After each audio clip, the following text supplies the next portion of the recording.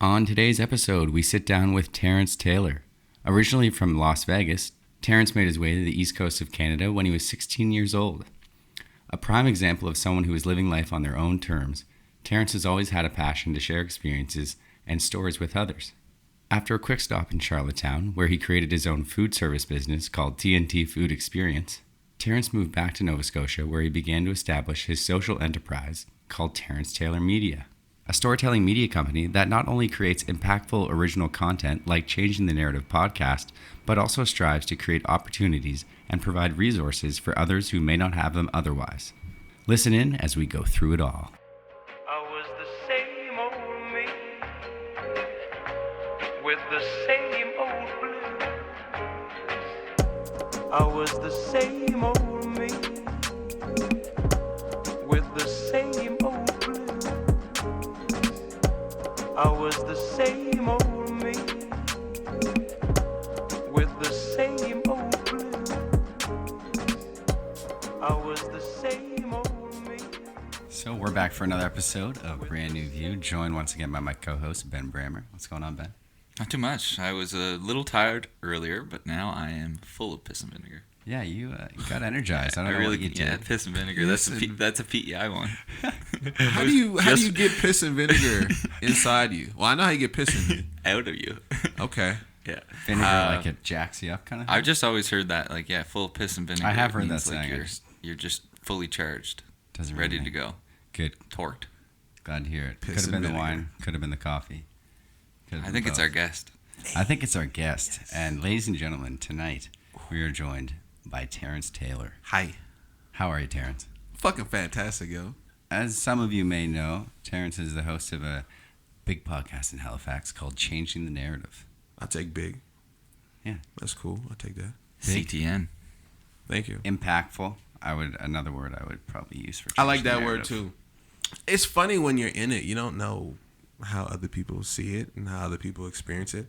And when it's your shit and it's mad regular to you, it's normal. And then you use words like impactful. Because you say big and it's like, I think big. Like some people would think big and they think numbers. Like, I don't give a fuck how many people listen. I know people listen. I know people know about it. I know people reference it. And I know why people reference it. So impact is a great word because we're making noise. Like we're part of the shit that's happening. People are doing stuff and they're like, hey, do you want to be a part of this? And they're fucking strangers. So clearly something's working. Right? Yeah. So I take those as W's, man. That is a big W. And it's also kind of built into the name. You're changing the narrative around a lot of stuff. Well, it's funny because it was just a sick name. It really is. I couldn't tell you how we came up with it either. It can't, yeah. Peter, Dwayne, and I, none of us know. Like we were like, how the fuck did we come up with the name? And we don't know the answer to that. But it's also funny because it's not until maybe 2 weeks ago, 3 weeks ago, less than a month for sure, that I said to myself, like, the fucking show's called Changing the Narrative. What fucking narratives are we changing? Like, it's a great name, but not if it doesn't do what it fucking says it's supposed to do. Right. So you have to Still start. a great name. Right? But Regardless. then you start realizing, like, as soon as you identify the narratives, number one, the new definition of black male success, seeing the historical representations of black men and what those roles in success look like, and saying, I don't want to play sports and I don't make music, so like how the fuck am I supposed to win in life in North America, right? Like that's this concept that's just been like fucking shoved down our throats. Just So a narrow tunnel. get your free education and then look at what the NCAA is and how it exploits fucking. But like we don't even need to go That's, there. yeah, You know that's what a I'm whole saying, right? whole podcast. So season. that's number one. Number two, Man, do they exploit those athletes. life after sports, the adult lives of student athletes. So you live the fucking dream. You think about it since you're fucking 6 years old because everyone's told you play sports, play sports. You play fucking sports. You never have a backup plan. And not even a backup plan. You don't even have anything else you fucking care about. Yeah. And if you do, and it's playing Madden or 2K, well, how do you leverage that? You know what I mean? Yeah, Like, how are you going to use that after how do the we fact? think about stuff other than the the thing we're focused on, which our bodies are eventually going to tell us, you're not doing this anymore. Except at the fucking YMCA with a bunch of old dudes. Noon hoops. Shout out That's what I'm saying, right? Shout out Nooners. So, all right, what's the backup plan? What is the simultaneous plan? What are you doing as you're playing sports? What else do you care about? And tapping into understanding that, and then seeing what happens when you play sports your whole life, and then your whole identity is attached to sports, and then you stop playing sports, and what the fuck do you do? I just said, like, I'm trying to find ways to be competitive because I played ball my whole life, and I'm like, where the fuck does that energy go? Yeah. You know what I mean? So you think about people, former athletes in the corporate world who are fucking killing it. Why? They have that competitive drive. They understand teamwork. They understand how to be a part of this machine in order to the big picture, right? So why do we win in the corporate world, and how do we start having conversations with athletes once their careers are over, and then teaching these young people how to start thinking about their futures before their first career is over? Because those skills they learn, like you mentioned, the teamwork, Shit's all transferable. You can integrate that, no problem. Yeah, we've talked about that before. Sport is so important, but you have to utilize it properly. Like, you can't just show up to have, well, you can show up to have fun, but it's about taking those lessons and applying them after the fact, or when the game's over with, And or when the season's over identifying with. those lessons. Yeah, absolutely. As well. Yeah. The third one is shit. What the fuck's the third one? We were really hoping you knew. Yeah. I do know. It's the balance of passion and profit. Right. So we love what we do, but does it make us enough money? You have to have a roof over your head. You got to eat. So how do we? And this is cool too, because That's at such a first balance. it started off as, there was 5 categories. There was the starving artist, and then there was like social business, right? And like doing business for good. And I was like, wait a minute. Artist, passion, business. Profit, all we're spending our time doing is trying to balance the two of them. So I was like, fuck that. Now we got 4. It sounds better. Yeah. And it incorporates exactly what we're trying to accomplish. So having conversations around that, talking to entrepreneurs, talking to people who maybe have that corporate job or have that government job, and maybe, like, where are those people that like that shit, that actually like that shit? Because there wouldn't be such a negative stigma on it if those people spoke about having positive experiences. I'm not saying that they don't happen. I don't think they happen that often. And so I think there's a lot of conversation around what can we tell people to give them the tips and the tools to become business people? Like, how do we start talking about how podcasts make money? Because that's exactly what this is, right? Like, the balance of passion and profit. We love it, but we got to get paid because we're spending time, money on resources, and to do the thing that we love doing. So figuring that out. The fourth one is the Atlantic provinces, and in reality, any city or town that's not the major cities, the Torontos, the Vancouvers, the fucking Montreals, right? These places being have-not places. When we see so many countless fucking people from rural communities and from Halifax make it, fucking, like, there's so many cool startups and cool-ass people. Jesse Ingalls, like, the people we've had on CTN who are fucking doing the dopest shit. And they live here. Right. And this fucking concept that you grow up here, you have to leave to fucking be successful. Okay, yeah, maybe there's a handful of occupations and things that they aren't here, so fine, yeah, you do have to leave. But how many people fucking leave thinking it's gonna be this other fucking thing? It's not.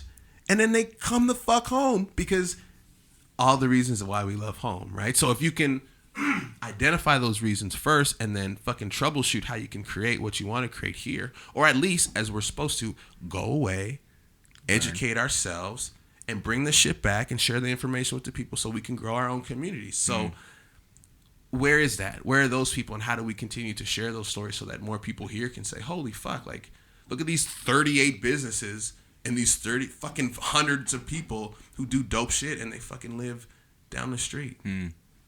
How do we? I think, well, podcasting is a great start to get our voices out there and to talk about, like you said, fucking amazing shit that we're all doing here now. Like, this idea, this concept where, well, if it's not here, it's got to be somewhere else. Well, then how about you make it here? How about you create it here? You're fucking lazy. Like, there's people in this area, then that's all that matters. Like, if you are surrounded by a community, you can find success. I met a guy the other day. This is like a teaser to the thing that we're fingers crossed, and hopefully by the end of next week will be like finalized. But it's a guy I met through a guy I met starting the podcast. So you talk about this networking shit, right? Like, it's fucking beautiful. I meet Peter through the show. Peter's childhood friend was our photographer. He used to live next to a guy who now has a 3-story space on Barrington Street and a top floor with nothing in it, and 7 offices and rooms to do exactly what the fuck I've always dreamt of doing, all through a fucking podcast. Right? And it's just like 3 jumps and you're there. All of a sudden you got your dream at your and fingertips. it's proof, but it's proof that you can do it. And these are people that, these guys, Peter and Brielle, are fucking, they've lived in Dartmouth their whole fucking life. Like Dartmouth Health, like they grew up, they're born and bred here. So it's like, well, fuck. Like, I didn't have to meet some fucking super important person from away to like connect me to this shit. It's like, bro, it's just a dude down the road who knew the other guy, who knows this one, and you make shit happen. And it's like, fuck. Why do we think we can't do it? I'm trying to think back, growing up, if that was instilled on, there's limitations here. You can only get so far. Yeah. But the bigger cities is where you could go to get the big jobs, and that's where people go who have the big dreams. Well, I didn't grow up here. I grew up in Vegas. Yeah. So when you grow up in Vegas, which people, Sin City. Right, people think it's this great place where all this money. Listen, gambling and the business of gambling and casinos is fuckery. So Sickening. on the strip are all the casinos, but you have to realize how many people have to clean all of these hotels through all of these casinos, and then you see the people on the streets, and then you go outside the city, and you're like, what the fuck is this shithole of it? And no offense to people who live there, but unless you're fucking rich as fuck going to invest in some shit, there's nothing there for anyone other than in the service industry.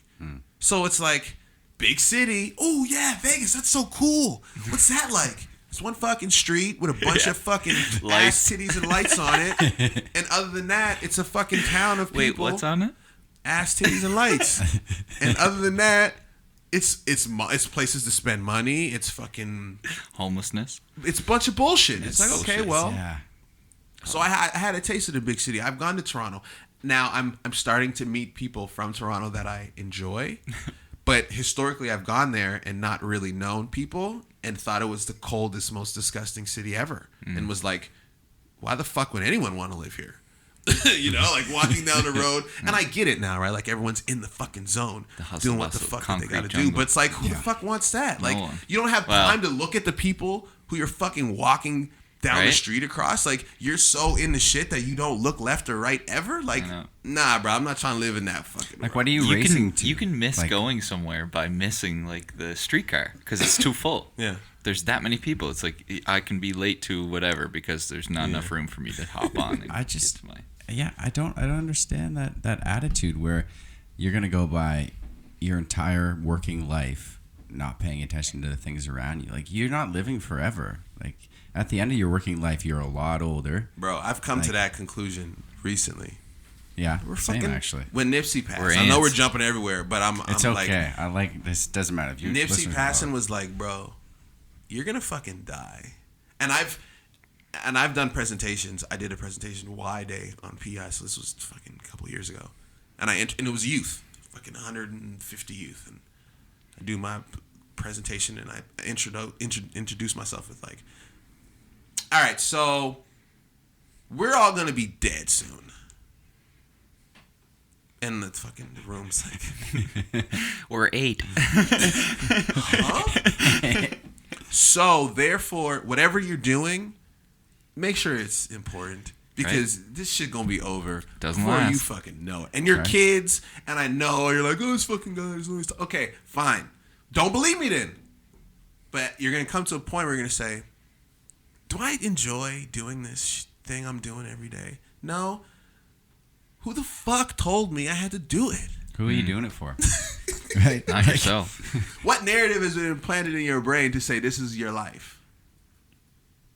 Like, huh? It's such a good question. It's more than one answer. And so when you go back and you start to say like, okay, well, that's why I'm as resourceful as I am, because I'm like, you're tall, you're black, you got tattoos, physically you're an intimidating Handsome figure. as hell. He's a good head Beautiful. above me, guys. I might take your wife, but I'll try not You to. smell really good. I always got that fine fragrance, you know what I'm saying? That legal, Yeah. that legal life, you know what I'm saying? And then as soon as I start talking, you're like, holy fuck, this motherfucker's smart too? Oh shit. What can't he do? You have to figure it out though. I love that you didn't have anything. But you have Nothing. But Comes to mind. you have to figure it out. Like, my father left when I was 6 months. Then my mother met my stepdad, and they were together, and he was fucking useless. My dad left at 6 months. I talked to him when I was 14. And I talked to him. He sent me a Facebook message when I was like my third year university, and like I typed a reply, and then something happened with my message, and then I had to start over, and I was like, that's a fucking sign to not respond at all. And so that happens. You have a stepdad has a child who's my younger sister. She's 18 now. This kid's been in fucking Canada for 18 years, and you have not come to Canada once to see her. But you preach dad, you make promises, all this bullshit, and you're like, well, you're bullshit too. Yeah. So, all right, so where's the men? Nowhere. All right, how we gonna figure this shit out? Mom plays ball, all her female friends, aunts. So you learn, right? Like, you just like, all right, so I don't have a dad, but I could learn how to be strong for women. And if I see all these fucking women who handle their shit, you raised me on your fucking own. And I know me. Yeah. Handful. So it's like, bro, What's stronger than who that? the fuck can't do anything they fucking want? Like, I grew up around strong black women.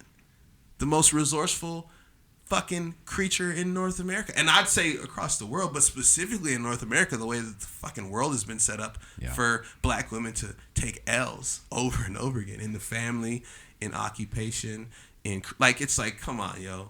I actually heard this crazy fact, actually. I think the first female athlete of color, or first black female athlete to graduate from Mount St. Vincent in the history of Mount St. Vincent was like last year. Really? First black female athlete to graduate from Mount St. Vincent. Shit. In the history of the fucking school. That can't be right. Yeah, that can't be So fact right. check it then. This shit is real. That's fucked. Last year, 2018. Hey, fact check. Where's the setup for success? Who's helping these people who? That's outrageous. Like, I'm gonna have a hard time getting over that. I think they only have two. I think they have volleyball and basketball. I think those are the only two women's sports. But even still, like, yeah, if it was one sport, I not would one still to be graduate. surprised. But then you think about it, right? Like, you think about, okay, so who's coming to Mount St. Vincent? It's probably not people from outside of Atlantic Canada, right? Like, it's a small town. I'd say majority Atlantic Canadians, yeah. So where are the majority of the black Canadian women in Atlantic Canada? Where are they? They're probably in East and North Preston, the Square, maybe. And this is not to generalize, but these are where the predominantly black communities are in Nova Scotia, right? So now they're coming to school to play sports. And I went, you know how many black male athletes I fucking know that went to school to play sports and didn't graduate ever? At all? A couple? So if you think few. about that and how much emphasis is on male sports, and then you realize like women's sports is Right. totally forgotten. They have all that support and they can't get through. The women, yeah. That's not good. Yeah. And all I'm that to having a say, hard like, time. it's just not going to be fucking easy. And my life has not been easy, and I think that's why I'm who I am. Like, for the future people who I meet, like, my goal is to make it easier for them. They don't have to struggle like this. And because you shouldn't have to go through the shit to fucking figure the shit out. You know what I mean? So, but you got to figure it out. Yeah. Because you're going to fucking die anyway, so what the fuck, you going to complain for however many... Like, in realizing how, like, I've been on this earth for 31 years. I think back 10 years ago, I was 21. Like, that's a fucking long time ago. 30 of your life. So what? What I'm going to do? You know, like, oh fuck, 10 years. Okay, 10 years has gone by 3 times. I'm still here. Like, we gonna be in this shit for a minute. Yeah. Yeah. Let's fucking start having fun. Like Yesterday. I had that realization recently. Yeah. And it seems like such a simple one. Yeah, why wouldn't I enjoy my life? Right? And it sounds like you are enjoying your life. hell yeah, Quite a bit. Hell yeah. Let's hear about the struggle leading up to it. Oh shit, what part? So okay, so right, Well, you, when did you move to Canada? 16. You're 16, so you Let's spent... take it from I there. actually rode a train from Montreal to the train station down Barrington Street. Oh, yeah. Pure... On my 16th birthday, 20 hours on a train. Wow. And then we got to my aunt's house. It was like 10:30 at night, and then they were like, "Oh yeah, shit, it's your birthday, isn't it?" I was like, "Cause you're 16, you're not gonna be like, hey motherfucker, it's my birthday. Like, why the fuck aren't you celebrating my shit after being? Where's my car? That's what I'm saying. Nigga, shit, I gotta drive to Porter's Lake. That's where I got to go. So yeah, yo, I got here. I moved to fucking my aunt bought a house in Eastern Shore, or in Porter's Lake. So I ended up going to Eastern Shore District High School, which was like, there's me. I was black. There were 600 white kids. There was like 3 biracial kids who had grown up more in the area, so like they were used to this like white honky tonk bullshit. And then I fucking stroll in with a fucking Fat Albert FUBU shirt on and fucking baby blue Timberland boots and a SpongeBob SquarePants backpack on. Like, yo, what the fuck is good? That's bringing me back. Yo, and they're like, who the fuck is this guy? But The backpack killed me. yo, I was just, but that's some like shit we used to do as kids, right? Yeah. But then you come up here and people are like, "Whoa, who's this guy?" And honestly, it's just confidence, yo. Not that I've always been the most confident person. I probably spent my university days being like seeking validation and doing any fucking thing humanly possible for people to like me. Like the dude on our team who was the best player, we lived across the hall from each other, and like he was the coolest guy. Like the coolest guy. Every fucking girl loved him. Like everyone fucking loved him. And I was like, man, if this guy likes me, then like I must be pretty fucking cool too. And I'd go to fucking Needs at 2 a.m, like, yo, I got a 20, like, yo, just go grab some snacks. I was that guy. Like, just like craving people to be like, yo, we fuck with you. Like, Validation. oh man. This is before, like, this is Facebook was my first year in university. Like, Yeah. Where'd so you it was go before, again? St. FX. You went to St. FX, yeah, 06 to 2010. Check So it it was this was before any of that shit, right? So it was like trying to think about where we seeked validation before the internet. What the hell? I know. Right? Across the hall. Right. Getting fellow peers and doing athletes. fucking snack runs at 2:00 in the Yeah, morning. Like yeah. that's how you build that shit. So I went through that phase of life and played ball because I was tall in grade 8, and so I played, and then I got good at it because I liked wearing the sneakers, and like Allen Iverson was my guy. Hey, The answer. Shout So I'm out. saying, right? Reeboks. So I end up getting fucking. I love that. Covered in tattoos now, like thanks to the Insta. Like, and I love Rodman too, right? Like just a fucking weird dude who didn't give a fuck. Yeah. And just love Trailblazers. Man, Robin gets They hate, allowed you to but be. They made the game cool. Chicago, Michael Jordan would have not as many rings if Dennis Rodman wasn't on that team. You need a guy like that. That's the Draymond Green. He was that's the fall fucking guy. Steven The fall guy. Jackson. Like He was- the Matt Barnes. Like that was. yeah, you that's a need great those example. guys. Trash man, cleaning up that garbage around the net. You got it. Artest. They're Right? also Oh, like yeah, an we're on our edge. test. Like everyone we just mentioned is an edge. Doesn't matter Meta. what sport it is. You need someone in there that's going to stir the pot and like Yeah. really have your back and be that edge. Yeah, Yeah. for sure. Absolutely. Look at Rodman was that. He was incredibly stupid defensively. Boston Bruins, frig. He was incredible. It was amazing. And because of those guys, I played ball and like dressed. I wanted to just dress the part. It just felt good to like. But it was also that community feel. Like I had the same shit on that y'all had on, and I orchestrated our grade 8 basketball team to all get the fucking answer 4s. I Yeah. think they were the black ones with that like silver metallic shit on the front. I still have my like junior high yearbook where we're all wearing. Those probably sell for a Yes. pretty penny these I had days. them in white and red, probably like 5 or 6 years ago and sold them. But it's like, yeah, like that's why I did it. Mm-hmm. And The answer. you realize that you play ball this time, and okay, you're good at it, and it's fun. In my third year, I hurt my knee, had meniscus surgery. Damn. Had to come back from that. And then that year, the coach brought in a guy who was kind of, the relationship dated way before I was even on his radar. And first year guy comes in and takes over your spot. And then your fourth year, you come back fighting for a position that should have been yours in your mind.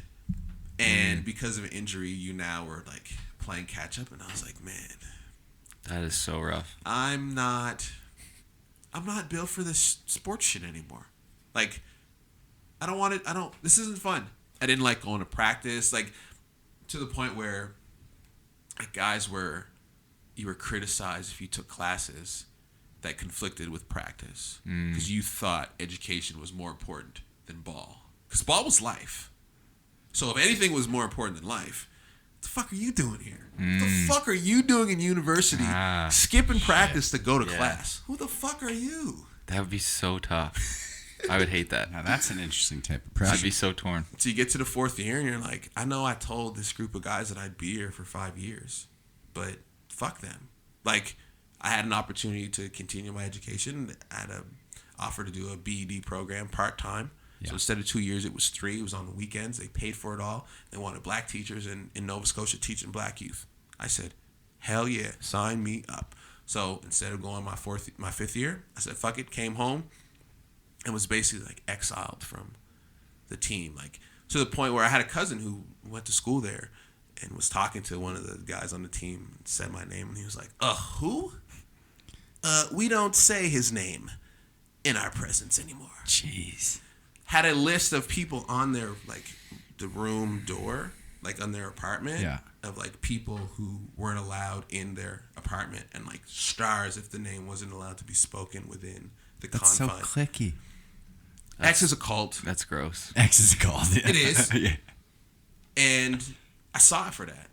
And was like, all right, so ball's not life, and as soon as you're not playing ball, these people are like, fuck you. Good on you for making that decision. Man. Was it tough? There needed to be someone in that room that stepped up and said, no, what we're doing here is wrong.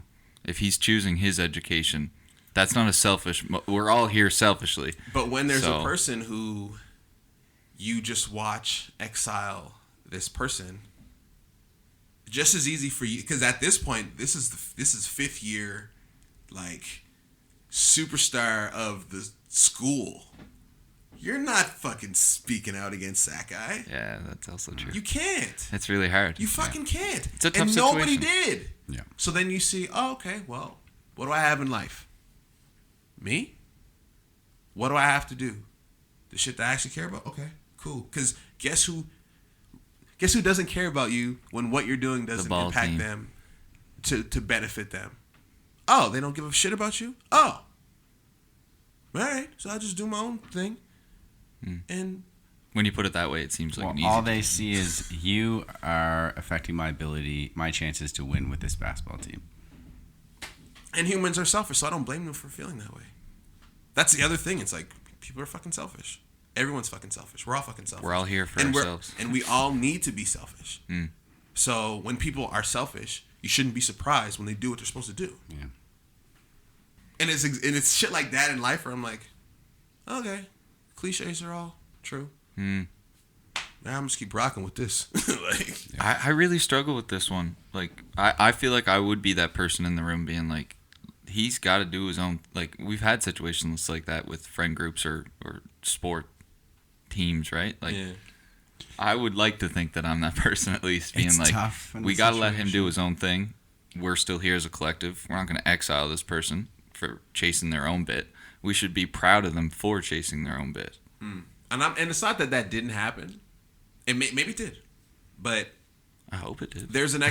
And maybe this is a false expectation of myself for that person, if they said that, to be like, yo, what these motherfuckers are doing is bullshit, and I got you. Maybe that's because I feel like I would be like, bruh, I got you. You can't do that shit. Like, that shit ain't cool. And life will teach you very quickly. If the moment you start expecting other people to do the shit that you would do, you're fucked. Because Biggest fallacy in life. Bro, like, no. Expecting that those are going to treat you exactly how you treated them. It's the biggest misconception. But isn't the golden rule to treat everybody as if you... That's why it's the biggest misconception. It's a setup. It's a fucking setup. Isn't the whole fucking world a setup, though? Like, feed you some bullshit that actually brainwashes you to do some other stupid shit? It's a game. So you're in the Matrix, so just learn how to fucking... Learn the rules and play the game. Learn to play a game, yeah. Right. You ain't going nowhere. You're in the Matrix.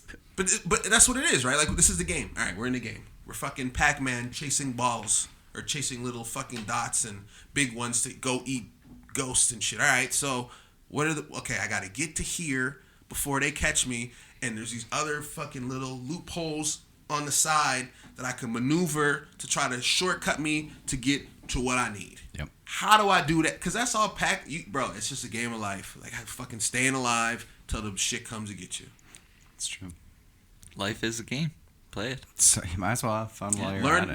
Learn it then. Learn play the it. rules first and then play it. Because there's no point in playing a game if you don't know what you're doing. I don't know how to fucking play rugby. So I'm not just going to fucking walk on a rugby field and just start fucking playing. But guess what? I got dropped on a fucking rugby field. You want to know the first thing I should fucking do? Truck somewhere. Learn the rules. Start running. Knock somebody to get to the rule book so I can learn how to play this game before I get back lower to the ground. You're too tall. Come on, yo. Like, and that's just how I see shit, right? Like, it's what it is. Yeah. Life's a game. So, mentioned you're an athlete most of your life, and that's kind of how you defined yourself, similar to Ben and I. I mean, that's really all we looked forward to, all that we kind of thought about, you know. And then if we weren't, we were playing video games or we were watching sports. Yeah. I didn't play any video games. I know you didn't. That's why I said or watching sports. Thank you.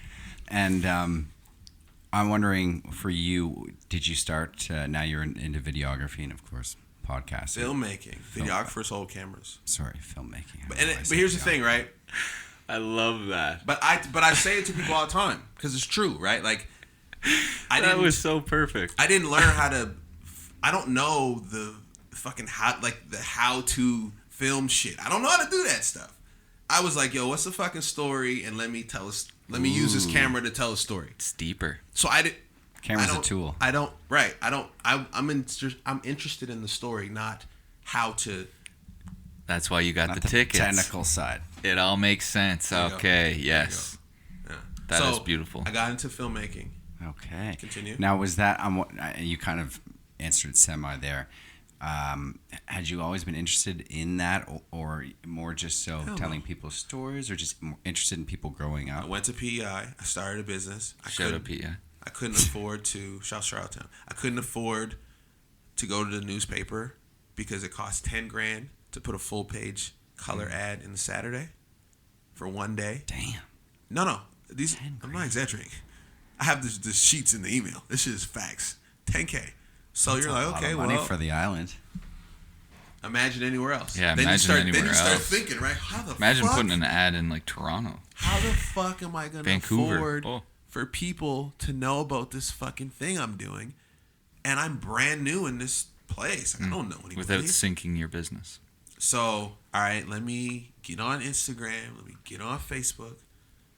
I got food business. Cool. Let me do a deal with the Island Storm, so I can do a little sample booth on the court, so I can make little snacks and kids come up and people come up. Good idea. How do I tell the story of my business? I can do that in person, right? How do I tell the story of what I'm trying to sell? I'm gonna do that with video. I got the Instagram. I got my camera, my phone, and I got a GoPro. And I started borrowing people's cameras and just figured it out because I just couldn't afford to promote my shit. So then realized I'd rather do that than chop fucking green peppers all day. So, and the beauty of my business was this, right? Like it was weekly meals. So if you ordered, 10 meals for the week, you get 5 on Monday and 5 on Thursday. And so I was really only in the kitchen twice a week. Sunday nights, cooking all the meals, deliver them Monday. Tuesday, I do my thing. Wednesday, go do the shop and do the cooking. Thursday, deliver the meals. And I had the whole rest of my life to do whatever. So I had a 2-day-a-week business, 2.5 days, 3 days maybe. And I was just having fun. But I was like, I don't want to fucking cook. I want to meet people because food industry, right?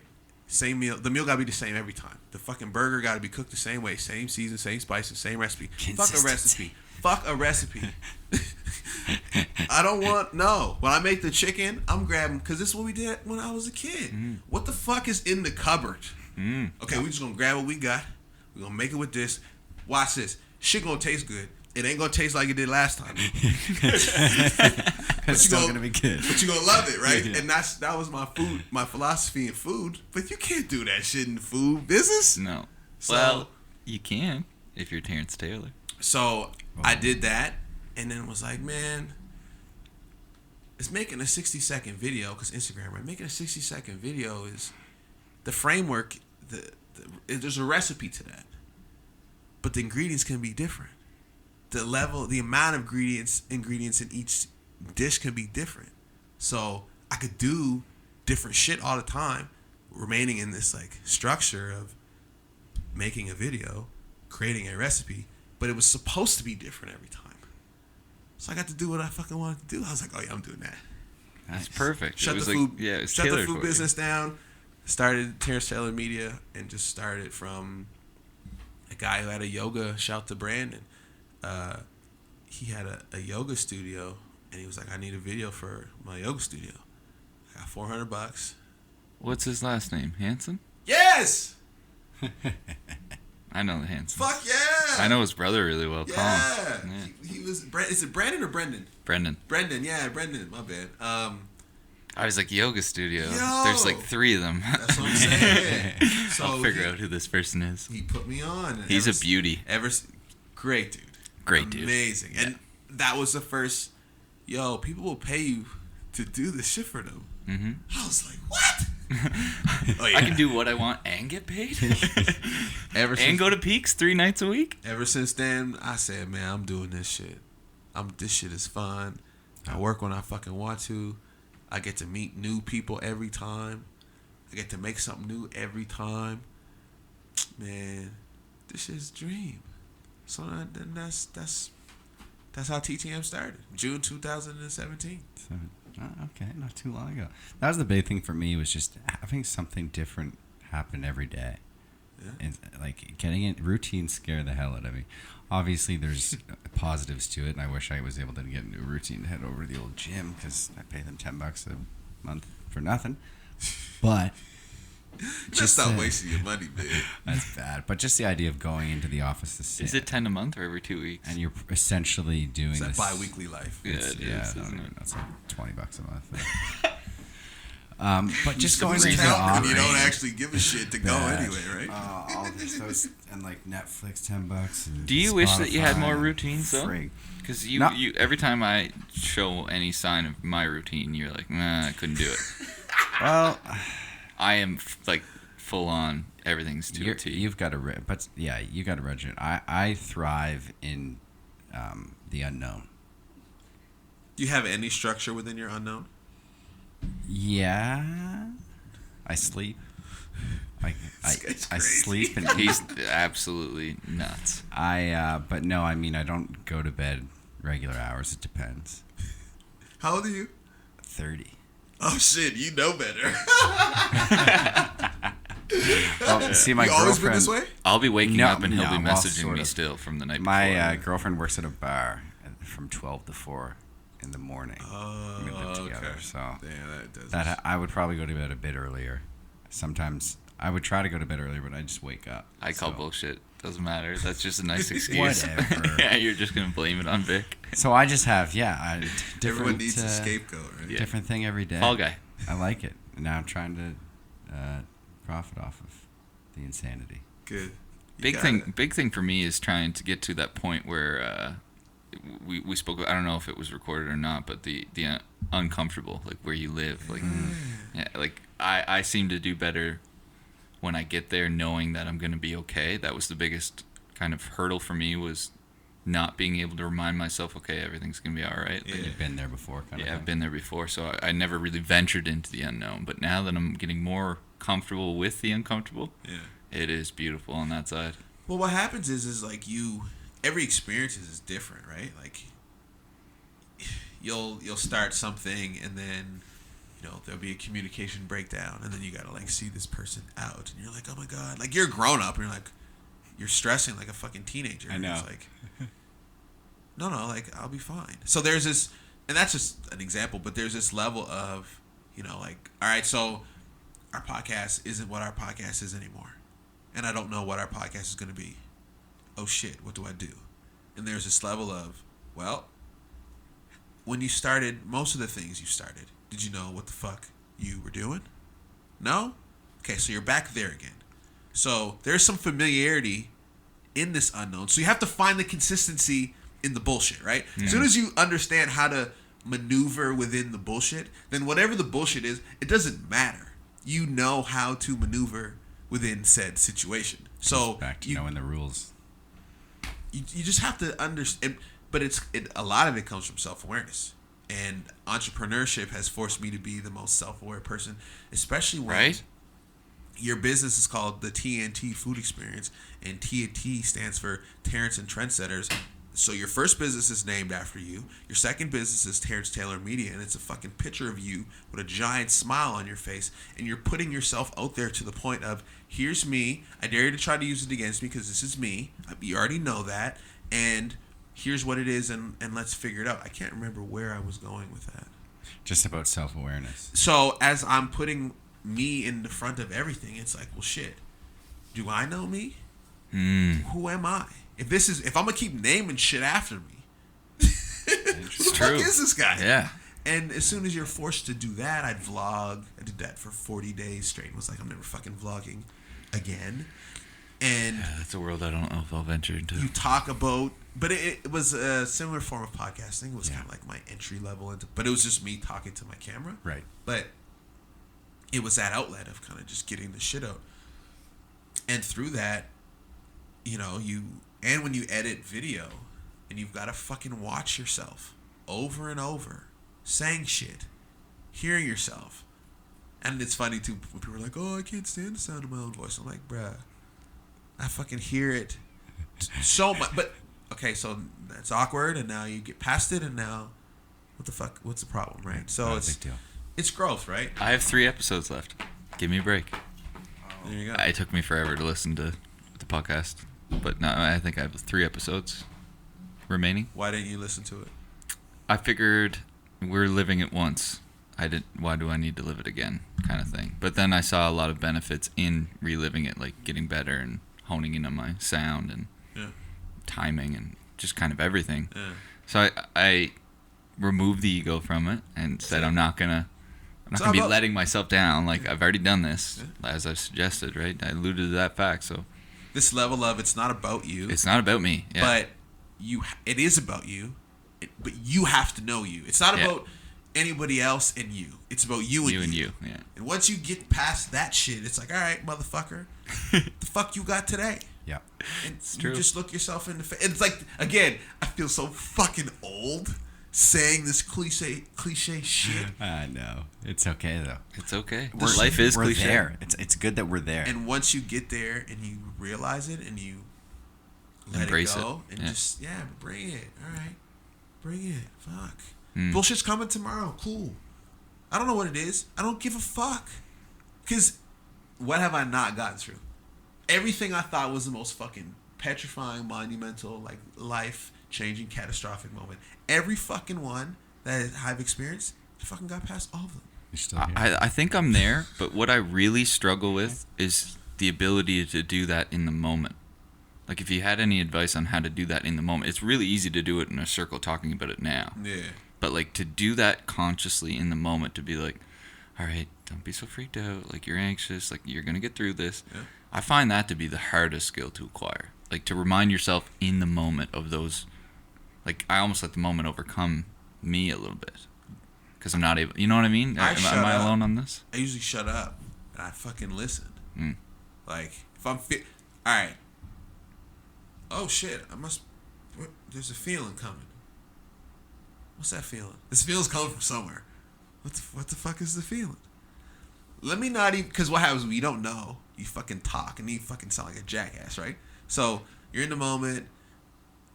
I don't say shit. And if it's so tense in a moment where like I'm kind of expected to say something, I will say, listen, I don't know what to say right now. And I'd be an ass to say something and make more of an ass of myself. So you're going to need to respect me enough for that in this moment where you want me to say something, I can't say nothing. I need to process this. So there's this level of, I know myself enough to say, I'm not going to talk to you right now. And you have, if you care about this progressing and moving past your ego of let's talk about this right now. No, I can't talk to you about this right now. You want to talk to me about this right now? I can give you 30 examples of me talking about things when I shouldn't have talked about them, and I can tell you how they all ended up. So good point. Pump your fucking brakes and drop your ego, because the reason why I'm not talking right now is because of my ego. I'm shutting up now. We can talk about self-aware. We can talk about this in 15 minutes if you'd like, and if in 15 minutes I'm still not ready to speak and I need another 15 minutes, you're gonna have to respect that. And if people don't, then I guess you don't want to fucking get to a resolution then. Yeah. You about yourself. Okay, cool. When you get over yourself, we can talk about this. And by that time, you've probably thought about this enough to figure this shit out. The cat is fucking with the Sobeys bag on the door. Friggin' cat. Mellow. What's up, Mellow?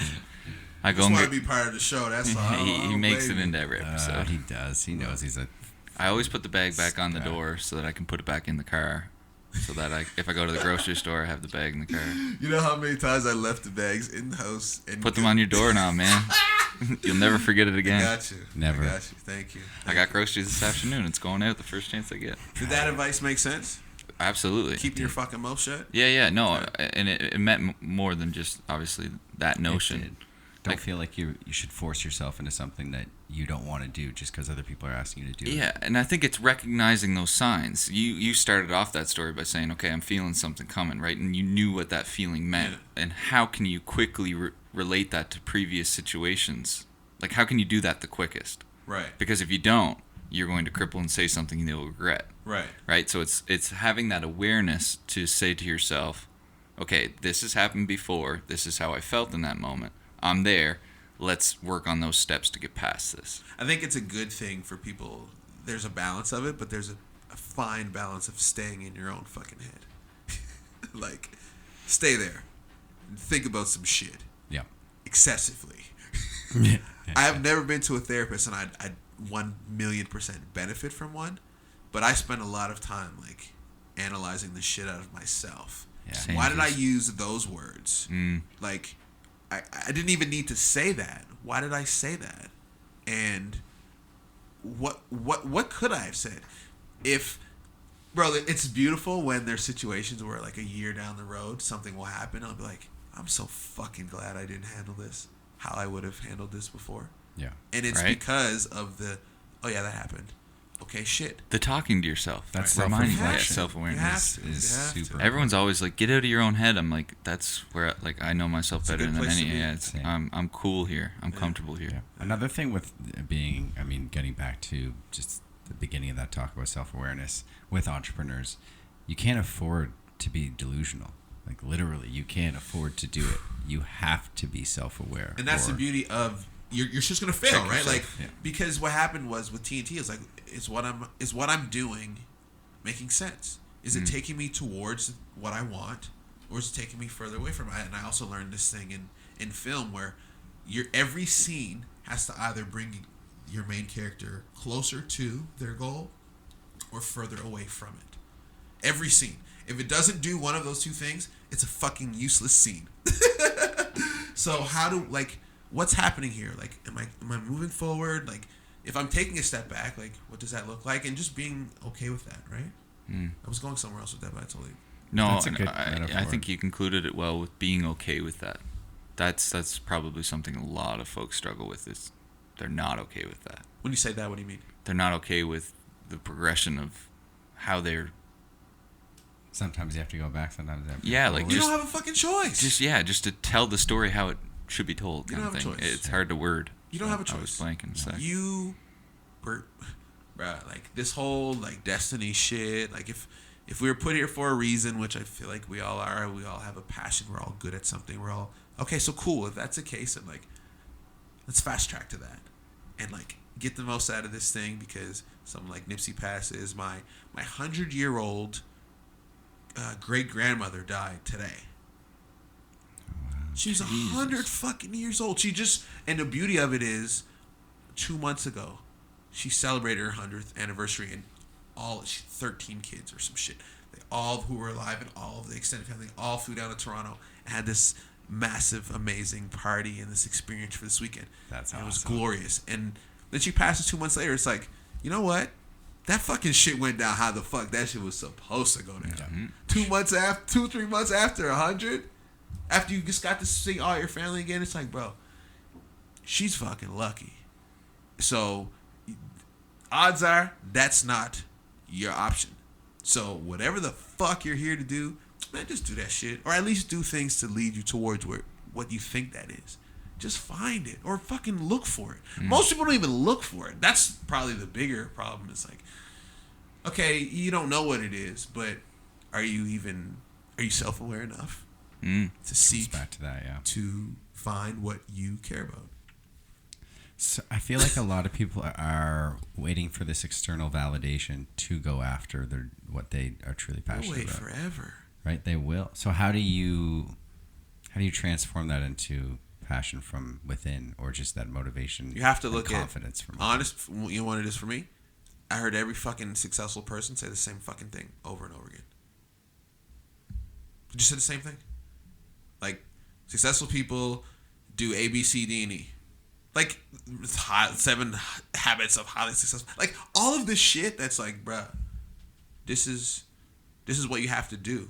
Like, there's blueprints for this. So, like, if you're going to do it, fucking learn some shit and then go fucking do it. Like, What's stopping you? Yeah. your fucking ego. Yeah, your ego. It's true. Which again, I boil a lot of things down to self-awareness. Mm-hmm. Just understanding what the fuck's going on. Being calling myself out. I get that as a compliment, excuse me, which I find weird from a lot of people. They're like, you're really honest. You're really honest with yourself. You really call yourself out. I'm like, I'm just waiting aware. for you. Yeah. Fuck, I'm waiting for you to do it for it. But I need you to tell me I'm wrong. If I'm doing some dumb shit, my conscience has told me this before you even fucking saw me do it. So I know better. So what am I waiting for you to tell me? Yeah. That's some bullshit. That's some ego shit. We're a lot alike in that regard. Mm-hmm. Doesn't matter. I hate the idea of ego. Like, you have to be okay with being wrong.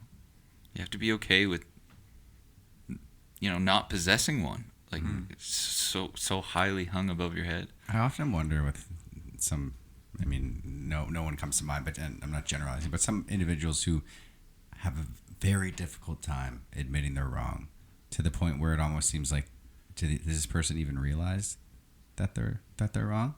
That they're this egotistical. And I wonder, how does it get to that point?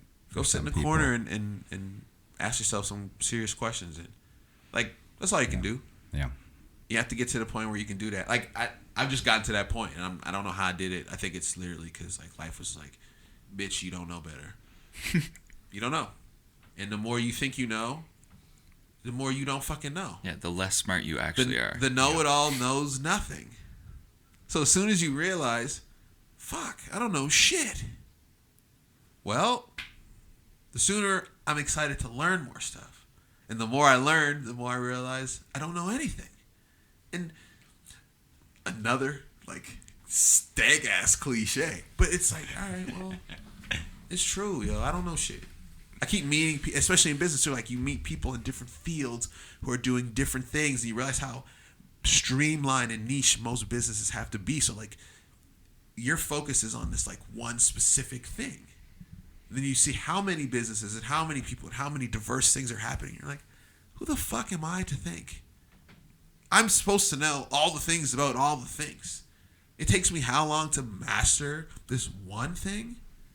And I'm supposed to spend my whole, like, the people who are really good at shit spend their whole fucking life learning about one, maybe two things. Maybe. And they spend their whole life doing it.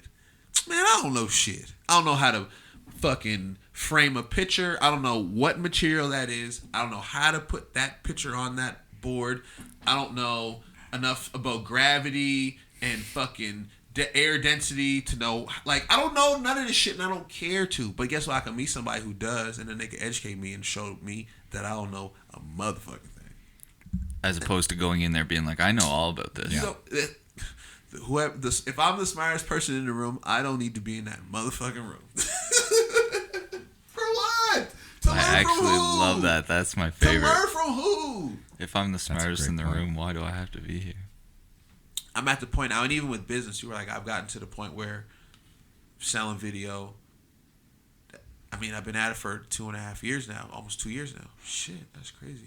And I'm starting to catch the groove. I could work this shit. So there's a level of, all right, well, let me try to put my shit on autopilot. I can get my shit running. So I can that extra energy I got put towards building this other thing for everybody.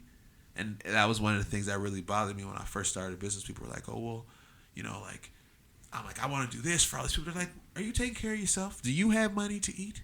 Like, how's your situation? Like, what are you doing? Can you, like, and I was like, man, I don't got to worry about me. No, bitch, I need to worry about me. And now that I've figured out a way to take care of that situation, how do I give back, yo? Because if I can help you, that's how I feel, right? If I get a contract, say it's worth $5,000. If I can divvy up 1,000 to other people who I know, I'll take 80, and I'll sprinkle 1,000 across whoever, because that's just a win for everybody. Yeah.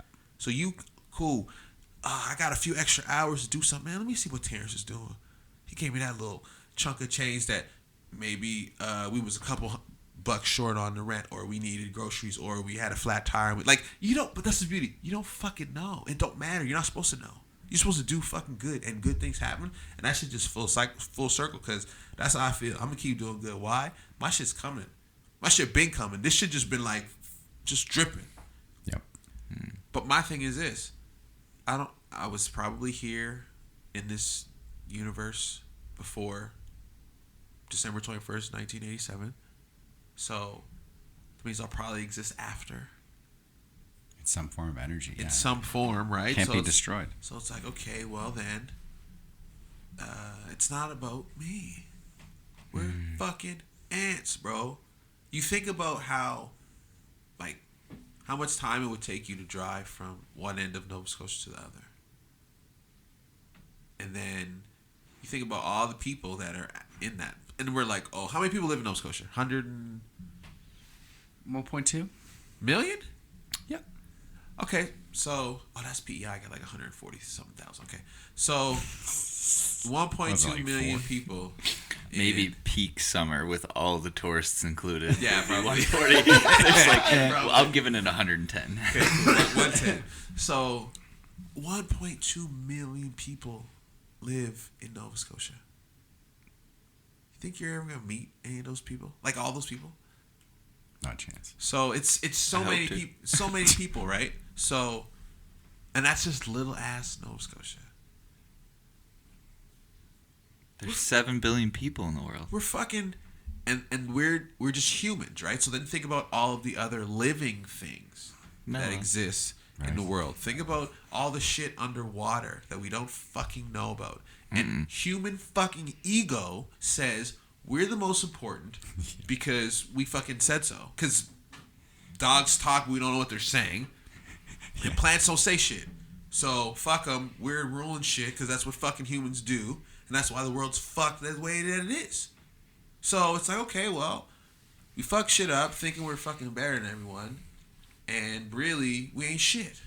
So if humans in general ain't shit, well, who the fuck am I? Okay, well then, we just doing this. We enjoying this life and giving positivity to other people. I'm going to get it back. I watched myself get it back. Yeah. So I don't need to give it in hopes that it's coming. I fucking seen it come without asking for it. But I think that comes down to reps too, right? Like, I've done this enough to see that being selfish in certain ways, it doesn't benefit anybody.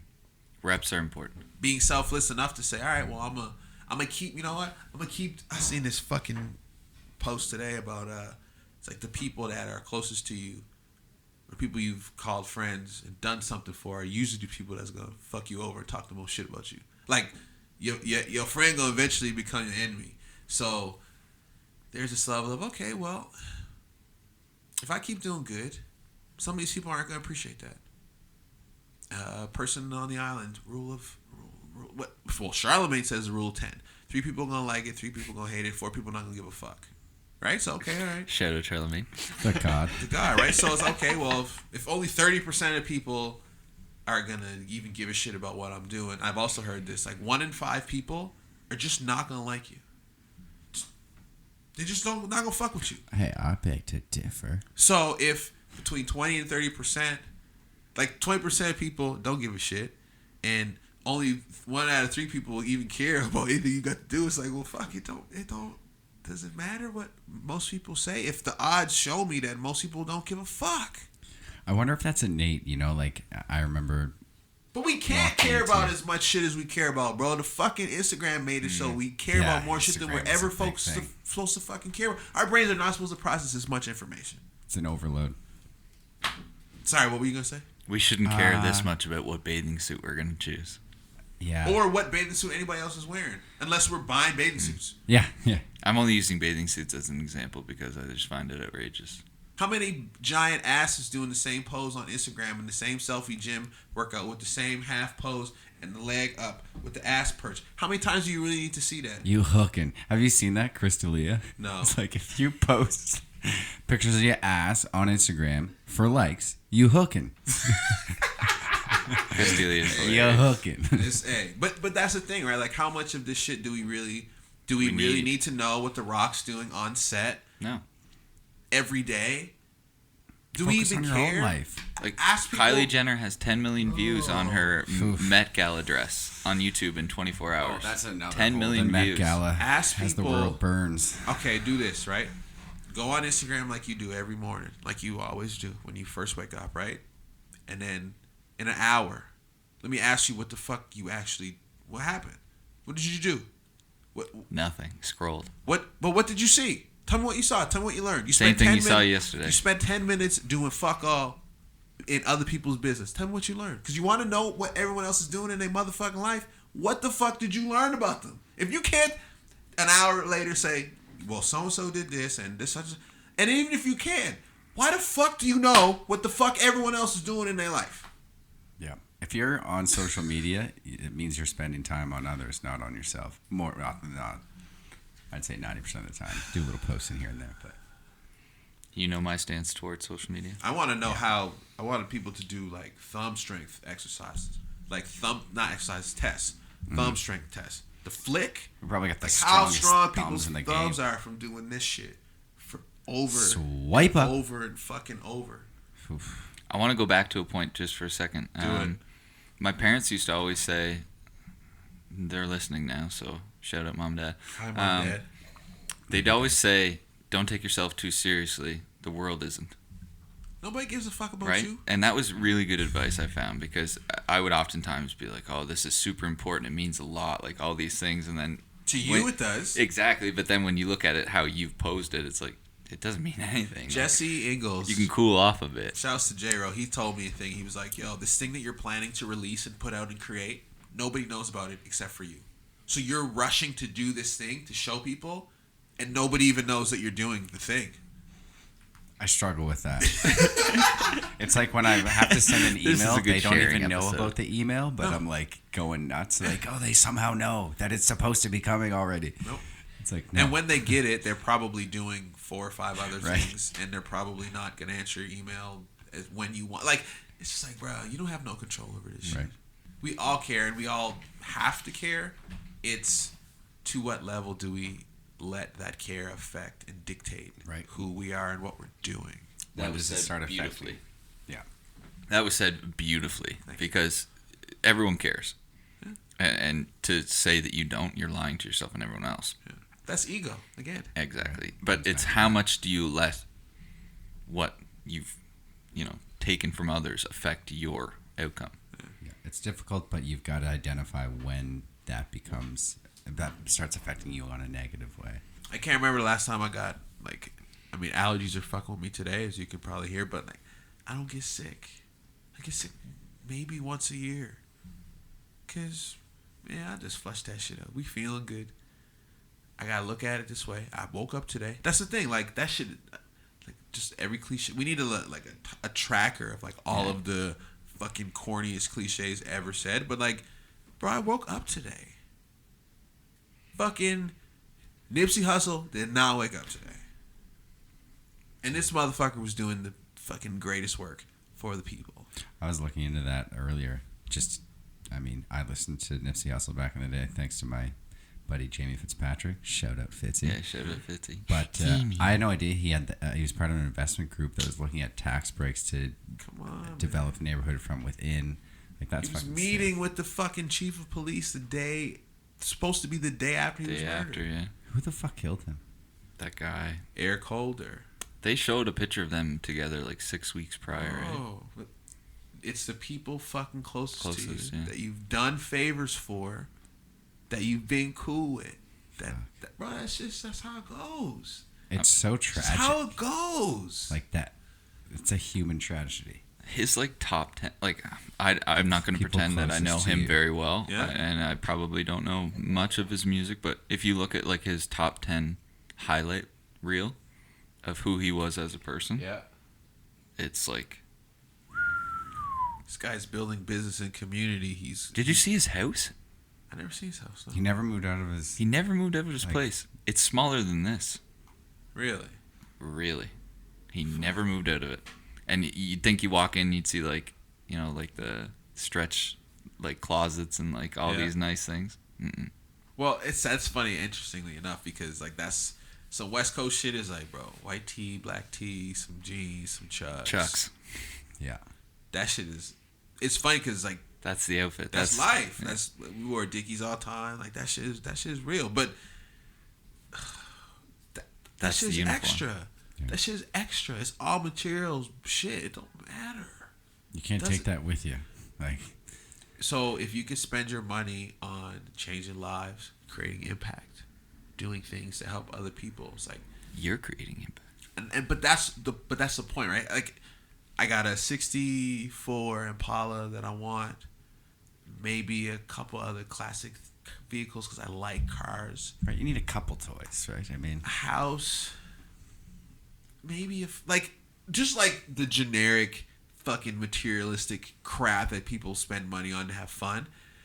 But honestly, like other than that, to be able to live financially free and like to be able to take care of my family, obviously, but like other than that, I don't even want anything.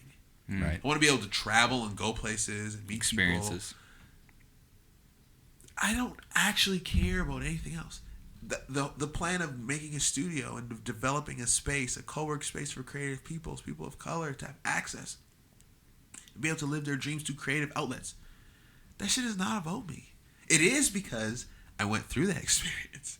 I fucking know it. I understand it. That's why I'm passionate about doing it. But I don't have to do that. I've done enough that I can create something so other people can win. Yeah. And I get off on other people winning because I got enough. And not that I have everything, because I'm not fucking rolling in money and I don't have the shit. But in my soul, I'm good, yo. I'm so fucking good. I know what I want. I know myself. I'm learning myself every day. I like it. I'm not fucking scared of it. Before I was scared to be like, who the fuck is this guy? Let me talk about the dark shit. Nah. Pretend like that dark shit ain't going. Like, just tuck it. Guess what happens? It fucking rears its ugly head, baby. And It's a I've lot been in more powerful, situations too. in life where I really didn't need its ugly head to appear when it did. And I think that was life telling me, you better deal with this shit because it's coming. And you ain't got no control over it until you deal with it. So deal with it. And you're like, fuck. I be doing stupid. What the? Man, let me just take care of myself the right way. Because the better I am for me, the better I could do for others. Like, man, Are you happiest when you see others at their happiest? bro, I'm at the point now where it's like, who's trying to win? Like, I'm at team building stage now, right? It's like, all right, I got me. Who else is out here trying to get dubs? Like, let's build this roster. Yeah. And it's interestingly, like, I'm a hip hop baby, right? So like hip hop elements like seep into what I do and how I do it. So I'm like, yo, where's my ASAP Mob? Who's going to get the deal to get the rest of us deals? So I'm saying. So it's like, okay, well, you know what? I'll be the face of this shit. I'll be the ASAP Rocky of the crew, right? Like ASAP Ma, what's up? I'll be that guy with a little bit of yams in the background of like. Oh, can I be Yams? You can be Yams. You want to be Yams? Y'all can be whoever you want. Sweet I'll be potatoes, Ferg. all that shit. No, I'm being 12. Who's that guy that joined the crew ASAP Nast. that went to their first show? Oh. You know. It's ASAP Nast, I think. No. Or 12? Yeah, he's the guy with the long hair. He's white. He showed up to their first show and they. Is this the white guy they always pick on? He's not a rapper. He's part of their crew. No, Yeah. he showed up to their. You watch the doc. I man. think I know what you're talking about. Yeah, he showed up to the first show that they ever just had. kept him around. And he was just like, "I love you guys. I want to jump on tour." And then they were like, "Okay." And now it's like 6 years later, and he's still with them. Yeah. But that's kind of leading into that example. Showing love and just like putting people on, like. I think that shows the truest form of beautiful character in a person is the ability to be happiest when others are happiest. Like when you're successful, watching the success of others blossom. I cry when I see like sports teams win championships. Why? Same. Like I cried the last And then two LeBron James says like, it was all about him. Yesterday, Champions League semifinal. You don't like LeBron? I don't like the way he conducts himself in those post-game interviews of how he's like, I brought this team here, I did this, I did that, I did everything. Whereas if you see any other sport team and any other... I just don't like how he becomes like player GM and dismantles a team before he heads out. Very egotistical, that guy. I think he's incredibly talented. He's very egotistical. I think I'm a LeBron fan, so I'm not in a defense mode. But I think he's carried ass teams. Yeah. So... But he still needed the team. He still did need the team, and he didn't necessarily need to say, I did this, and, like, the team. Like, I get it. Yeah. I totally get it. I just wish for once he'd just suggest that it wasn't all about him. But it's hard. It's hard. It's so hard for him. When it is all about him. Like he is the player GM. Like he's like scoring 33% of their points. But he knows the rules. I just wish he could say at the end after winning a championship, "I'm so proud of the guys. I'm sure so happy." he did. No, you listen to them. I don't know. We won't get into LeBron talk because the Lakers is ass. Oof, but he's a smart man who understands life beyond sports, and he's setting it up. And he I works. I don't blame him because I don't blame that decision either. You gotta think long term, and I think it's a great example because it shows athletes that look at the athletes who are at the top of the top. They're blatantly displaying their exit strategy to you. Yeah, because the sport is the fourth or fifth thing on their list making the money. Facts. They've got themselves involved endorsements, like deals with certain shoes or brands and TV spotlights. Yeah. Everything. And then you look at like their salary intake and it's like, that's fourth on the list. Sending in the dogs out there.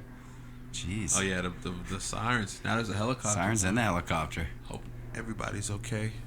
This place is... Yeah. I can't say it enough. Like, services. Roby's right there, so I get all of the ambulance that are Yeah. heading up to the hospital. And then this fire station that's right here on John, so I get all the fire trucks. So I'm just back and forth between sirens. Siren City. All day, every day. Be safe out here in these streets, people. I love it. You can find me on the stoop. So you made your way back to Nova Scotia in end of 2017? 17, yeah. October. Came back home. I had planned, yo. I did TnT. Yeah. I figured out. And it's Why funny 'cause PEI? Great I question. dated somebody who lived there, who's from there. And it was also I'm going to need a name. close enough. I'm not telling you. Close enough. There's like 10 of you over there. Close enough from home, but like far enough away that I Yeah. could go away and fuck up if I... No, whoever's coming to visit you has to let you know beforehand. Yeah. But they can get there that day. Yeah, for sure. That's So the beauty of it. it's perfect, right? So I could go there. I could try this business thing out. I could fuck it up. I did, but I did a really good job. So then I said, okay, well, let me come back home with a little bit of experience under my belt in this business thing. So I'm not home fucking shit up in front of all my fucking people I've known forever, right? So I came back and actually I met Lauren Sears, Dave Upton from Common Good Solutions. I met them. They were on PEI doing a presentation about Common Good Solutions and social entrepreneurship and what that was. And I was like, yo, I'm down. Teach me the way. So they also partnered on a film festival called PEI Fest. So it's part film festival, part social enterprise conference workshop for youth. So I got to sit in on that, and I was like, oh, fuck, that's how that works? Okay, cool. They said we got an incubator program where we'll help you build your business over 5 years, and we can give you the resources, the coaching, all that. I was like, I've been looking for an excuse to move back home. And they're just right on Kennard, 5557 Kennard Street, like right around the corner. Shout out Common Good Solutions. Yeah, big love to CGS, yo. And so I was like, yeah, let me come home and figure this out. And came home and just started working, yo. My shit is my face, so it's easy, right? Anybody who fucks with black people are like, oh, let's hire this guy. We don't know any other black videographers, so it helps, right? And ended up doing like Halifax Black Film Festival. I did some work for Acupuncture Canada, Investors Group. Like I just came home and just was working, like just putting myself out there, and the ball started rolling, and she ain't stopped rolling since. And working with CGS, I actually ended up taking a 1-year contract with them to do videography, so I was their in-house videographer. Okay. On salary. So you did do some videography. No, I'm sorry. Yeah, see? And but you know what was interesting about that was I was a videographer. Like it was courses. It's an online learning platform, right? So there, you know, someone comes up with a 150-page slide deck, and they break down the things they want to teach. And so I'm start slide 1. And they read slide 1. Stop. Start slide 2. And it was videography. Yeah, yeah. And so I did that, but at the time I didn't have no money. I was doing work, but not enough to fucking live. And so they're like, yo, we'll give you, we'll put you 30 hours a week, and you'll have enough money to make it through every 2 weeks, and you'll be good. So I did that till honestly, yo, like end of April. Like this shit is like extra fresh. And it's funny, like my last day was the Monday, and then by the end of that week, like of freedom, like I was out. Like I was free bird, back in free agency, right? Like I did my 1 year, I was out of that shit. Back in free agency. Back on the market. And UFA. I did 3 deals Not worth RFA, no. UFA. I did 3 deals worth like $17,000 by Friday. Wow. That's There what it I'm is, saying. Ben.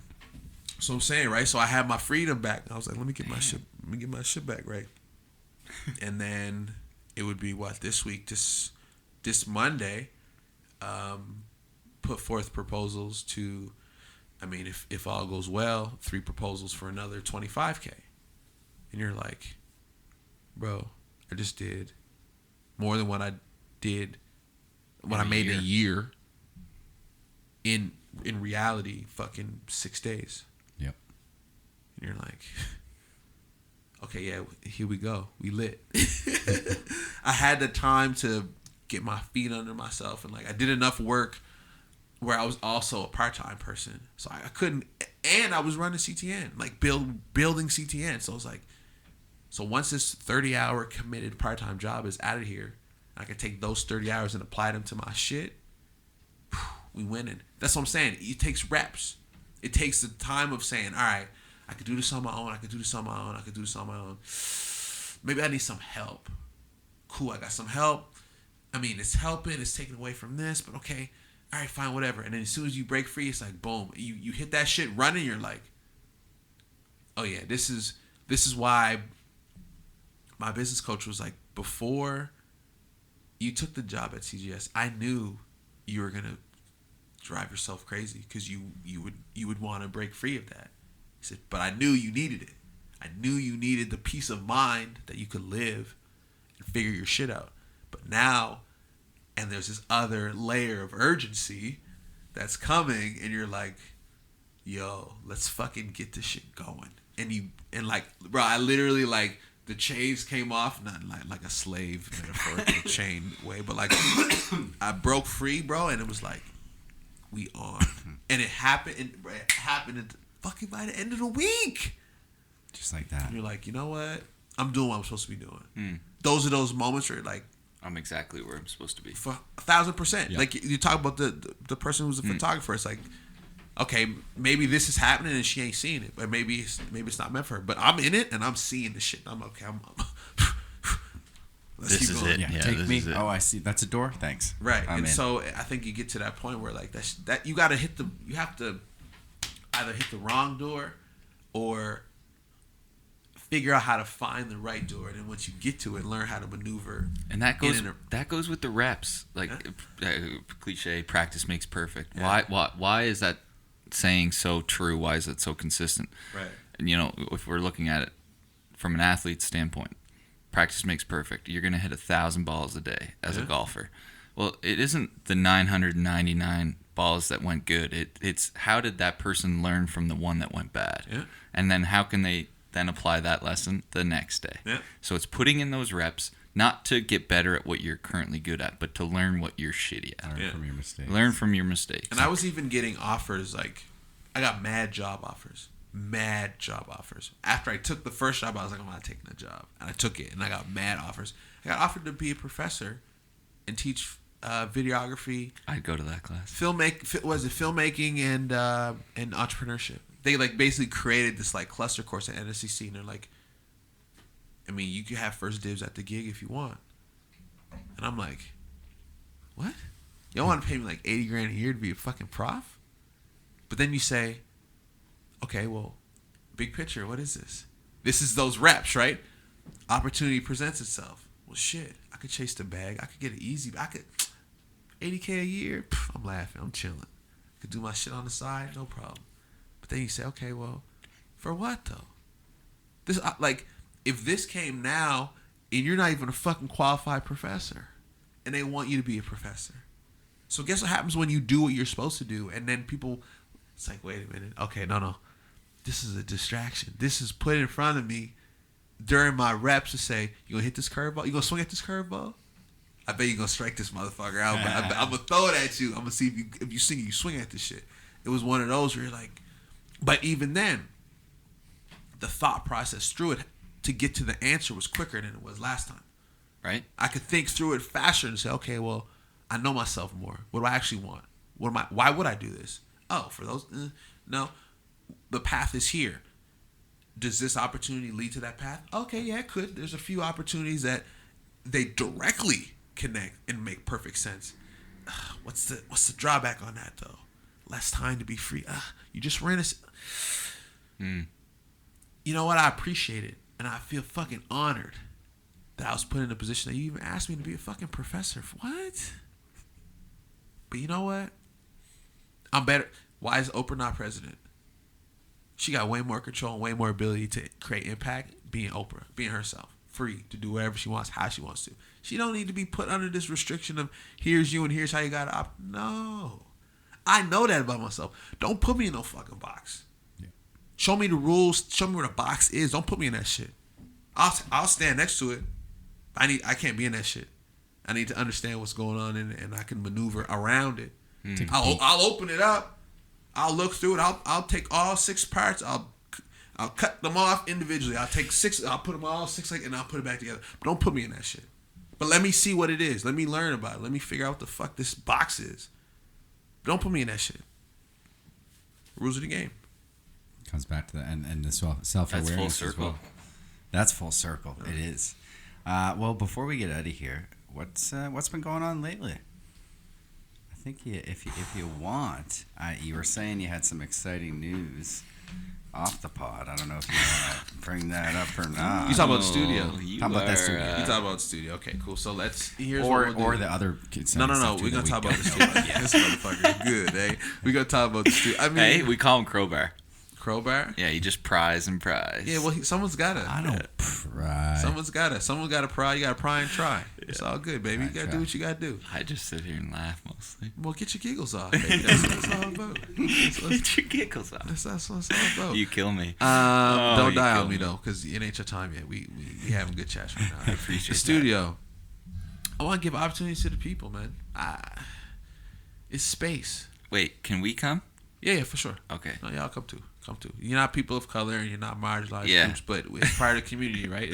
I was we don't really fit the bill, so we need white allies. okay. That's the fact. We need all of us to just fucking work together. Like that color shit is bullshit.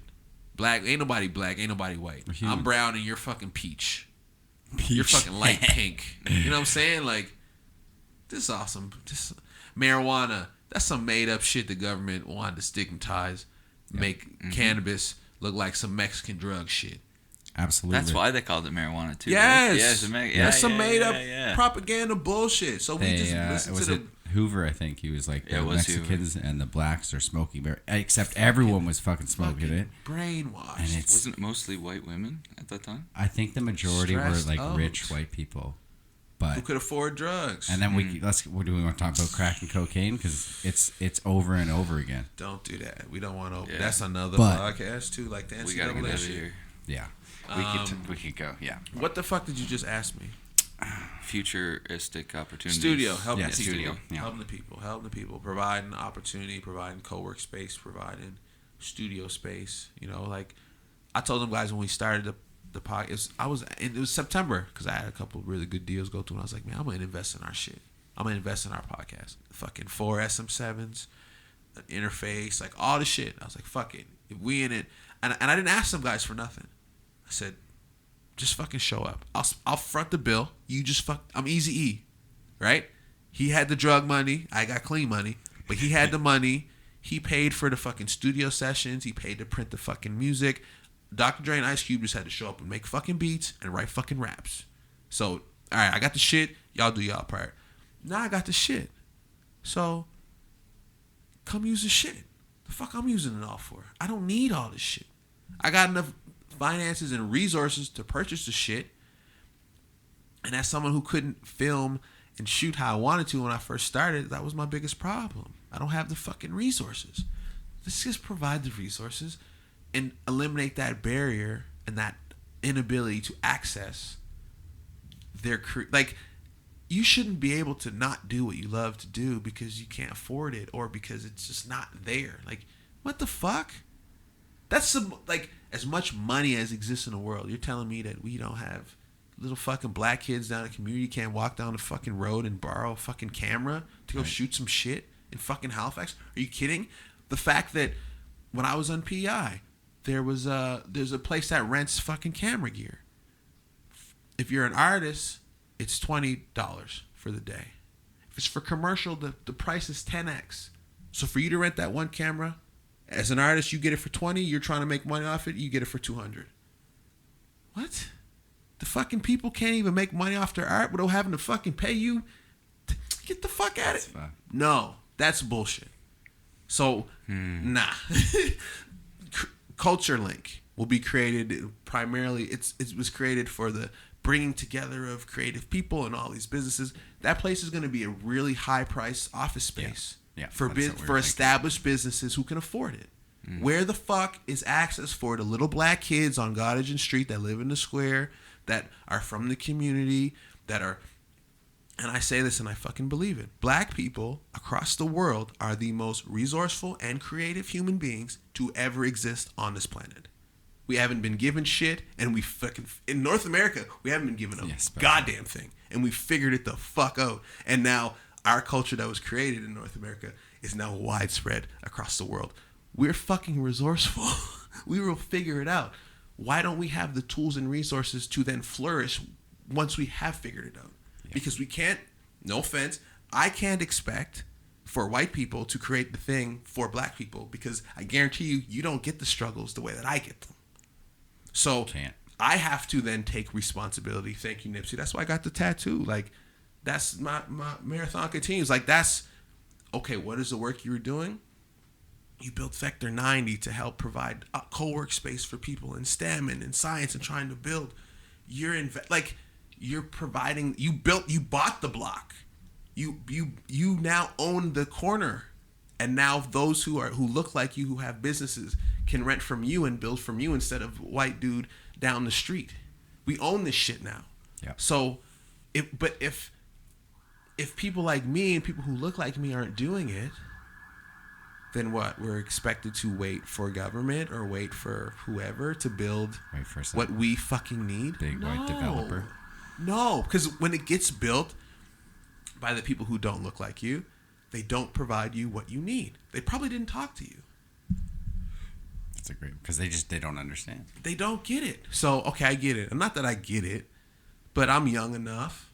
Kids, I fuck with, like, it works, right? So, okay, let me take what I've learned from hip hop, from these street legend dudes, right? They probably sold drugs before. Now they get into music. They clean their shit up. They're the most successful people. Jay-Z. That's what I'm saying, right? T.I., like, these are people who I like grew up listening to. So it's like, yo, this guy really was fucking BMF, like selling all these fucking drugs. Now he's doing music. Now he's employing all these people from his community. Now he's into merchandise and clothing and liquor and all these other business ventures. You're like, what the fuck? All right, these are the people who need to be teaching, and at the very least, I can look at their blueprint and say, why the fuck did they do that? I'm the privileged one. I'm the black dude who went to university, graduated, and is successful.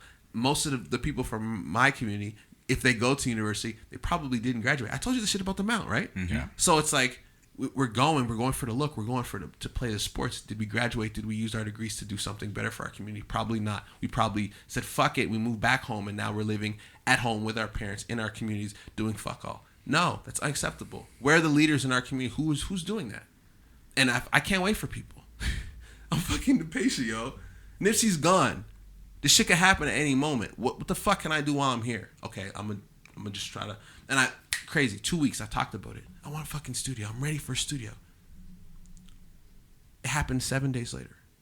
I meet the guy who I was supposed to have met, because these two people know each other. I was supposed to have met him a year ago. I didn't meet him till last week. I meant to meet him last week. Yeah. I think an important part on that, correct me if I'm wrong. Go. But I would suggest that the big lesson in that is how you presented yourself, right? With that connection. Mm-hmm. Had you gone into it, as we've alluded to prior to this, with a negative energy, yeah, or like I'm too good, or I need this space, or whatever you could come about it. Right. But you approached it in such a manner that, like, it was like you knew someone that knew someone that knew someone. But because of your energy, because of the way you were, that connection came easily. And because I was in an uncomfortable situation, I found comfort in it. Mm-hmm. So when I got there and I talked to this gentleman, I actually listened to him. That's an important lesson. More than I spoke. Big time. Because what I learned through TnT, I wanted to manifest all these ideas on people. No, that's not how business works. What do you need? We buy Netflix. Why? Because we're fucking bored. Netflix provides attention. That's why we buy Netflix. Why do people do what they do? What do you want? What is your overall goal? I fucking met the man and let him talk for the first half an hour. I didn't say shit. But that goes back to the lesson. That's exactly who you are, and you allowed that to manifest. And it's only because I've, on other occasions, gone into situations saying, see, it all ties in. Hey, here's what I want. Here's what I want. Ego. Here's what I want. How do we do what I want to do? Right now, let's do. No, bro. No. Shut the fuck up. Listen to what people want, and then figure out if what you want to do fits what they want to do. Yeah. If it doesn't, it might be the greatest idea in the world. It's not going to work. If the thinking and the mindset and the purpose and the reason behind it doesn't align, it's not going to work. But that comes from reps of trying to put a square in a fucking round peg. Like, it just doesn't work. It makes complete sense to me. At the end of the day, you take away everything. We're all human beings interacting with one another. So, I mean, if I want to get paid, I'm taking money out of the pocket of someone else. So I should probably listen to them and find out what they want. Yeah. If I want to find out how I can get their money. Yeah. Mm-hmm. Sounds so straightforward and easy. What is it? It's simple, but it's not easy. Another cliche. It's easier said than done. Yeah, they all work. Yeah, something like that. So This has been an amazing episode. this has been This is we good could have chats, our yeah. own this is good podcast, shit. the three of us. I feel like What did we do? Like 2 hours? It felt like. we're at 155. Yeah. Fuck, that's So that's good stuff. Fuck, that's Let's- good. I we love your do- energy so much. We thanks, are gonna hang out. We have to. We have to. We have to. This is the new networking, This right? is We the have new to build from networking. this. I will pick you up. We Good. will try some of that legal. Hey, Yes. that's what I'm talking about. I'm going there right now, so let's wrap this Do up. it. Oh yeah, Close you at gotta 10. get going. Okay. Brief, maybe look into the future before we get out of here. I mean, I know you talked about the studio, which is the future, but any other plans that you've got on the go? Tune in and find out. Yeah, I would say tune in and find out, but I would also say I'm honestly, I'm on a search for like peace, and it comes from self-awareness. I've stressed myself out, and I'm probably the only thing that actually stresses me out. And that's not a bad thing, Right. right? Some people, It's they a fixable associate that with such a negative connotation. But here's the thing. I'm glad that external things don't stress me out. They don't, because you know what I have. You know how much control I have over them. None. So I don't. Zero. Zilch. No energy. Nada. No energy towards it. So good. The only things I can stress over are internal things. So now it's how do I make sure I don't allow myself to overstress Right? about internal things? It's a balance. But I have to fucking care. I have to care enough to be like, fuck, what am I gonna do? Yeah. But it's balance, like you said. It's a fine line. Yeah. It's So balance all over yeah. the place. Just continuing to find peace and continuing to find, new ways to tap into what I'm passionate about. It started as film, but interviewing people made my videos better, made my films better. Podcasting makes my interviews better. Right? So it all ties together. Yeah, it's cyclical. And so there's this beauty of just keep doing what you love, man. Who knows, but it'll lead you where you're supposed to go, and I'm fucking down to get there. Absolutely. I can't wait to see where you land. Yeah. We'll be well, there. Stay when the you- fuck when you tuned, yo. land. I'm not stopping. That's the beauty of it. I I'm not am. stopping. Never stop. I'm not stopping. Ain't no sense. Tell they won't bury me because I just want you to burn me up, sprinkle me into the ocean, and then throw a big ass party.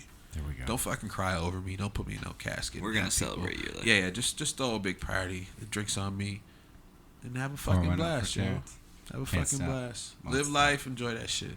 I think I fell in love with you this episode. I think I fell in I think I love fell with in you. love. Yo, that's I can man. say that confidently. that's big love. I appreciate that. And I honestly, and thank you. Like I said, it's my second time being on a podcast. You and it's- absolutely crushed it. Thank you. Yeah. It's big love. Love y'all both for having me on. Like it's Man, this is don't for thank real. us. We thank Yeah, you. thanks for Well, I'm for thanking you. I coming don't give a on. fuck what you got to say. I'm thanking you. I'm glad I got to. You're a lot bigger than I am. Yeah, go ahead. Yeah, sure. Hey, if you want to thank us, go for it. But yeah, I mean, unreal conversation. Thank Can't you. wait to do this again. We shall. Can't wait to see Super candid. everything that you got. Can't wait for you going on. motherfuckers to come on CTN. Hey, there we go. Is that an official yeah, invite? did you hear that? We were waiting for that. Yeah, no, it's Yeah, we'll there be you there. go. There you go. That'd be Sick. amazing. Can't Let's wait. do it. Let's do it. All right, perfect. Should we wrap her up there? Yeah, anything else you want to add there before we rock on out of here? I've Ben? said everything I wanted to tonight. Just find me on Instagram, fucking Terrence love J. tonight. Taylor. Yeah. Anything you want to plug? Terrence J. Any- Taylor on Instagram. I don't really fuck with it. I mean, I spend Instagram doing most of DMs. That's Slide. it. I don't got no time. Yeah, I be all up in Slide. there. I used to play baseball as a kid, so I got a little reps. Head Oh, there you first. go. I said, right now, I know better. I'm feet first in, and then I test the waters. You told them lake to see the temperature first. Reps. Slide in. Just Fuck a tip. that. Just funny. the tip of the yeah. Oh jeez. Oh, just a Send us out of here, man. You getting? Oh man, we're getting. It got dark, and you know what happens when it gets the sun goes down. Sun goes down. All right. Yeah. Fucking great IP, Terrence. Once again. TerrenceTaylorMedia.com. TT, baby. Check it the fuck out and check out Changing the Narrative CTN. podcast Shit, I forget my own and plugs. Common Goods Solutions CGS just down the street. Big love. Check it all out. North End Halifax, baby. North Rapping. End. All right. North For Mark Mucho, For Ben Bramer. this is Brand New View. Cheers, folks. I was the same old me with the same old blues.